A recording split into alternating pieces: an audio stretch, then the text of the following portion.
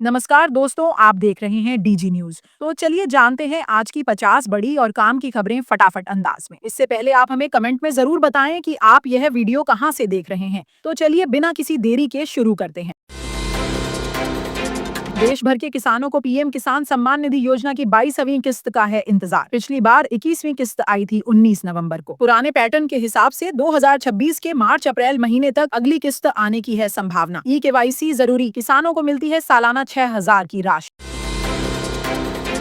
अब हरियाणा सरकार देगी नए ट्रैक्टर खरीदने पर 3 लाख की सब्सिडी। सेकेंड हैंड ट्रैक्टर की खरीदी पर नहीं मिलेगा इस योजना का लाभ। सरकार चाहती है कि आधुनिक मशीनों से किसानों के लिए खेती और ज्यादा आसान हो जाए। भारत के फुटबॉल फैंस के लिए बड़ी खुशखबरी। 14 फरवरी से शुरू होगा इंडियन सुपर लीग 2026 का नया सीजन। जमशेदपुर एफसी ने सबसे पहले पुष्टि की। अब तक 7 क्लबों ने अपनी सहमति दी है। सिंगल लेग फॉर्मेट में खेला जाएगा यह सीजन। जोधपुर से आई एक वीडियो जिसमें शिक्षा मंत्री मदन दिलावर सर्किट हाउस में बीजेपी के पूर्व जिला अध्यक्ष मनोहर पालीवाल के सामने कान पकड़कर माफी मांगते दिखे। मंत्री बोले, यह मेरे अधिकार क्षेत्र में नहीं है, नियम तोड़ना संभव नहीं। दिल्ली के प्रगति मैदान में आयोजित विश्व पुस्तक मेले में युवाओं की किताबों के प्रति दिखी रुचि। डिजिटल युग के बाद भी आज के युवा संविधान की प्रतियां, ऐतिहासिक लिखावट और ज्ञान से जुड़ी किताबों में घंटों तक समय बिता रहे हैं। IRCTC लेकर आया गुजरात दर्शन का शानदार हवाई टूर पैकेज। इस यात्रा में द्वारका, सोमनाथ, गिर और दीव शामिल है। यह 6 रात और 7 दिन का पैकेज दिल्ली से शुरू होगा। प्रति व्यक्ति टूर की कीमत 38,890 रुपए होगी। इसमें फ्लाइट और होटल सब शामिल। अयोध्या के महर्षि वाल्मीकि इंटरनेशनल एयरपोर्ट की 17 करोड़ 30 लाख की लागत से दूसरे चरण में विस्तार होगा। इस विस्तार में रनवे, टर्मिनल और पार्किंग क्षमता में उल्लेखनीय वृद्धि की जाएगी। नया घरेलू टर्मिनल 4,000 यात्रियों को संभाल सके। प्रतिबंध हटे ही भारत के चावल निर्यात में 19% की जबरदस्त बढ़त, जिससे सभी पुराने रिकॉर्ड टूट गए। दोस्तों, यानी दुनिया में भारतीय चावल की मांग बढ़ी है, जिससे किसानों और देश की अर्थव्यवस्था दोनों 19% की जबरदस्त बढ़त को फायदा पहुंच रहा है।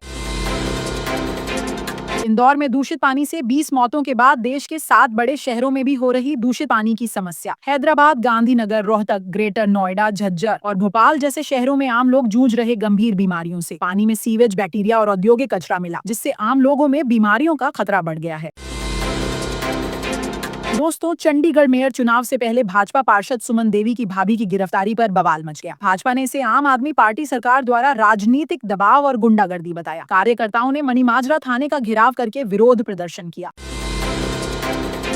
बिहार के जमुई में धान खरीदी में हुआ बड़ा फर्जीवाड़ा। मृत किसान के नाम पर 3,11,000 एकड़ जमीन दिखाकर धान खरीदी के लिए आवेदन किया गया, जो जिले के कुल रकबे का लगभग आधा है। जांच में पैक्स अध्यक्ष और अधिकारियों की भूमिका भी सवालों में है।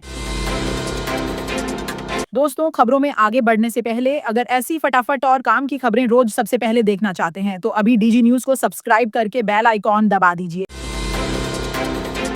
पश्चिमी सिंहभूम के बेनीसागर गांव में जंगली हाथी का खौफ बढ़ा। दोस्तों, आपको बता दें कि पिछले 3 दिनों में हाथी के हमले से 3 लोगों की मौत हो चुकी है। अब तक 20 जानें जा चुकी हैं, जिससे ग्रामीण घर छोड़ने को मजबूर है। राजस्थान ग्रेड 3 टीचर भर्ती परीक्षा के एडमिट कार्ड 12 जनवरी से किए जा सकेंगे डाउनलोड। परीक्षा का आयोजन 17 से 20 जनवरी तक होगा। अभ्यर्थी RSSB की वेबसाइट से एडमिट कार्ड डाउनलोड कर सकते हैं। बदायूं में गंगा एक्सप्रेसवे टोल का किया गया सफल ट्रायल। फास्टैग से वाहन गुजरे बिना रुके। यह एक्सप्रेसवे मेरठ से प्रयागराज की यात्रा आसान बनाएगा। दोस्तों, उद्घाटन इसी माह होने की संभावना है। दोस्तों, रिपोर्ट के मुताबिक करीब 1 करोड़ 75 लाख इंस्टाग्राम अकाउंट्स का डेटा लीक होने की खबर। यूजर्स को मिल रहे बिना रिक्वेस्ट के फर्जी password reset mail. Cyber experts account को सुरक्षित रखने के लिए नए 2 फैक्टर ऑथेंटिकेशन चालू रखने की सलाह दी है। बिहार के बांका जिले के बौंसी में मंदार महोत्सव से पहले प्रशासन ने कार्रवाई कर हटाया अतिक्रमण। बुलडोजर चलाया गया और अवैध अतिक्रमण हटाकर सामान जब्त किया गया। 6,000 रुपए से ज्यादा का जुर्माना वसूला और 13 किलोग्राम प्रतिबंधित प्लास्टिक भी जब्त की गई।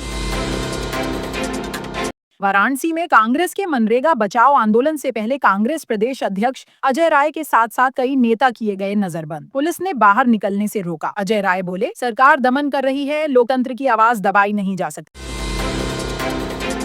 मुख्य न्यायाधीश सीजेआई सूर्यकांत पैतृक गांव पेटवाड़ पहुंचे और अपनी संघर्ष भरी पढ़ाई की कहानी सुनाई। उन्होंने बताया कि कैसे सरकारी स्कूल में पराली पर बैठकर रात भर पढ़ाई की। उन्होंने ग्रामीणों से गरीब बच्चों को शिक्षित करने के लिए ट्रस्ट बनाने की अपील की।